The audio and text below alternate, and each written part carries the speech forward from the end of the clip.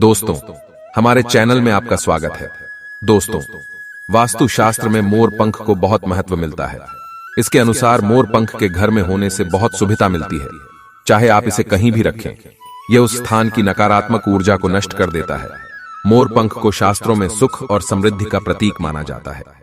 यह चमत्कारिक होने के साथ साथ घर के वास्तु दोष को भी कम करने में सहायक होता है।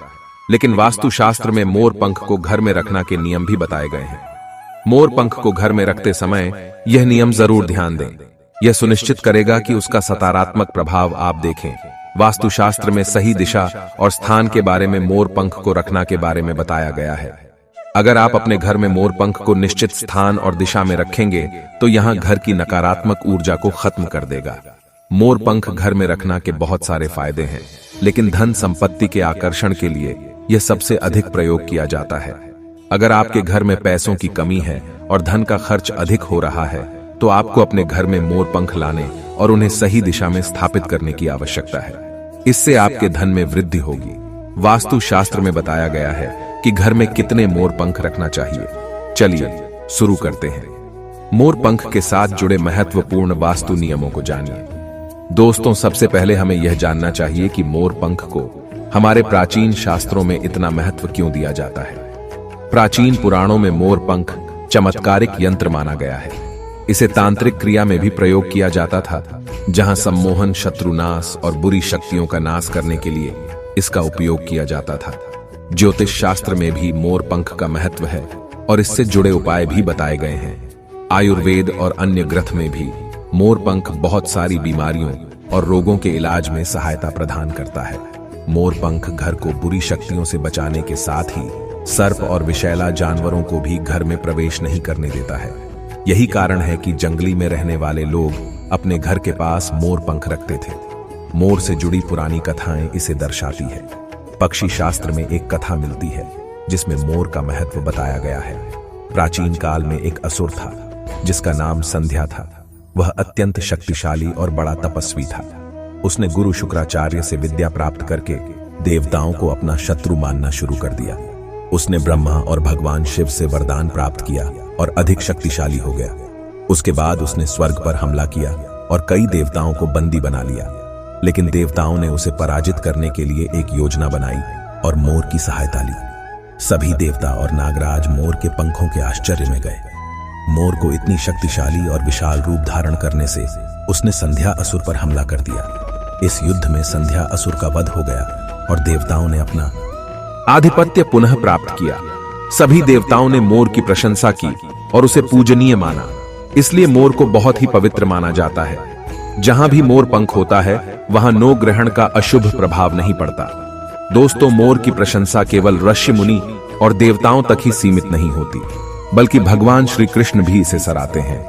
भगवान श्री कृष्णा ने मोर की महिमा का वर्णन किया है और उन्होंने मोर के पंखों को अपने मुकुट में सजाकर मोर की श्रेष्ठ का प्रमाण भी दिया है। मोर के बिना भगवान श्री कृष्ण कहीं नहीं जाते हैं। श्री कृष्ण कहते हैं कि मोर शांति और प्रेम का प्रतीक है, सुख समृद्धि का प्रतीक है और मोर के पंख मनुष्य की सभी नकारात्मक शक्तियों से रक्षा करते हैं। मोर को पुराणों में विविध देवी देवताओं के प्रतीक के रूप में भी दर्शाया गया है, जैसे मां लक्ष्मी, सरस्वती, भगवान श्री गणेश, भगवान कार्तिकेय और अन्य देवी देवताएं जिनका संबंध मोर से जोड़कर दिखाया गया है। मां लक्ष्मी एक देवी है जो धन, संपत्ति और ऐश्वर्य की प्रदान करती है। उन्हें मोर के पंख बहुत प्रिय है। मां लक्ष्मी को मोर के पंख रखने से माता प्रश्न होती है। मां सरस्वती का वाहन भी मोर है, इसलिए विद्यार्थियों को अपने पास मोर के पंख रखना चाहिए। आप अपने घर में बांसुरी में मोर के पंख डाल कर रखें तो इससे परिवार में सुख और शांति का वातावरण निर्माण होता है। दोस्तों, हमारा घर एक मंदिर की तरह होता है। अगर इसमें रहने वाले सदस्य रोज आपस में झगड़ा करने लगे तो यहाँ का माहौल कामयाबूत युद्ध के साधनों की तरह बदल जाता है। घर में नकारात्मक ऊर्जा का प्रवेश होना यह सबसे बड़ा कारण होता है। लेकिन यह जानना महत्वपूर्ण है कि यह नकारात्मक ऊर्जा घर में कहां से प्रवेश करती है और इसे दूर करने के लिए हमें कौन कौन से उपाय अपने चाहिए। वास्तुशास्त्र के अनुसार प्रत्येक घर में नकारात्मक ऊर्जा फैलाने वाली चीज मौजूद होती है। इन वस्तुओं के बिना हमारा घर ठीक से चलने में असमर्थ हो जाता है। हालांकि हम इन वस्तुओं को घर से बाहर नहीं निकाल सकते हैं, लेकिन हम इस नकारात्मक ऊर्जा को अवश्य बाहर निकाल सकते हैं। अपने घर में सकारात्मक ऊर्जा को बढ़ाने के लिए हमें 3 मोर पंख का प्रयोग करना चाहिए। अपने घर के मुख्य द्वार के पास हवा में जोर जोर से हिला सकते हैं। इससे आपके घर की नकारात्मक ऊर्जा बाहर चली जाएगी। यदि आप रोज सुबह ऐसा करें तो आपके घर की संपूर्ण नकारात्मक ऊर्जा धीरे धीरे समाप्त हो जाएगी और आपके घर में सकारात्मक वातावरण का निर्माण होगा। इसी बात को ध्यान में रखते हुए हम आपको बताना चाहेंगे कि घर में वह कौन सी 3 जगह हैं जहां आपको मोर पंख जरूर रखना चाहिए। इन जगह पर मोर पंख रखना से आपके घर में सबसे अधिक सकारात्मक ऊर्जा बनी रहेगी। अगर आप घर से नकारात्मक ऊर्जा को दूर करना चाहते हैं और परिवार के सदस्यों की तरक्की में अर्चना नहीं चाहते हैं तो आप अपने मुख्य द्वार के ऊपर गणेश जी की प्रतिमा रख सकते हैं और प्रतिमा की दोनों ओर मोर पंख रखें। इससे आपके घर में किसी भी प्रकार की नकारात्मक ऊर्जा प्रवेश नहीं कर पाएगी। यदि आपके मुख्य द्वार का वास्तु शास्त्र के नियमों के विपरीत है तो आप मुख्य द्वार पर 3 मोर पंख रख सकते हैं। इससे वास्तु दोष समाप्त हो जाएंगे। दूसरी बात, अगर घर के सदस्यों पर ग्रहण का दुष्प्रभाव है या ग्रहण की स्थिति खराब चल रही है तो आप मोर पंख लेकर उसे गंगा जल या शुद्ध जल से छिड़का सकते हैं। इससे उन दुष्ट प्रभावों का प्रभाव कम होगा। अगर आप चाहते हैं कि यह उपाय किसी को दिखाई ना दे तो इसे ऐसे स्थान पर रखें जहां उसकी दृष्टि ना पड़े।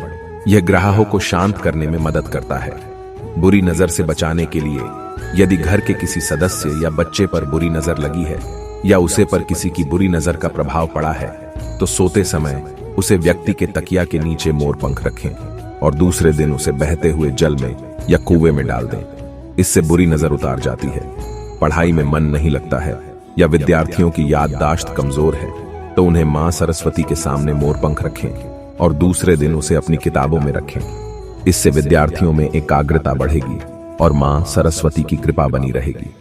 अगर कोई शत्रु आपको परेशान कर रहा है और बार बार आपको नुकसान पहुंचाने का प्रयास कर रहा है तो मंगलवार के दिन हनुमान जी के मस्तक पर सिंदूर लगाएं। आप राधा कृष्ण के मंदिर जाकर भगवान श्री कृष्ण को मोर पंख चढ़ा सकते हैं या घर में ही श्री कृष्ण की मूर्ति पर मोर पंख लगा सकते हैं और अपनी इच्छा उनके सामने प्रकट कर सकते हैं। अगर पति पत्नी के बीच तनाव है और घर में क्लेश है तो पति पत्नी के बेडरूम में दक्षिण पूर्व की दिशा में मोर पंख रखना चाहिए। इससे दोनों के बीच प्रेम बढ़ेगा और आपसी मनमुटाव कम होगा। धन में वृद्धि के लिए यदि धन की कमी है और अचानक धन खर्च हो जाता है तो आप उपाय के तौर पर धन की प्राप्ति के लिए मोर पंख आदि उपयोग कर सकते हैं। ऐसे ही वीडियो देखने के लिए हमारे वीडियो को लाइक और चैनल को सब्सक्राइब करके बेल आइकॉन को दबा दें ताकि हमारा हर वीडियो का नोटिफिकेशन आपको मिलती रहे।